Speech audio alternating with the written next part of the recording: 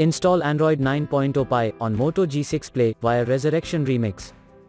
Please check the description for important notes and all the download links. First download ROM and G-Apps packages, then transfer the downloaded files to the phone storage, link is in the description below. Step 2. Boot your device into TWRP recovery. Once in TWRP, click on Wipe, Advanced Wipe, and select the check boxes, as shown in the image, excluding internal storage. Step 4. Swipe the button to wipe the device.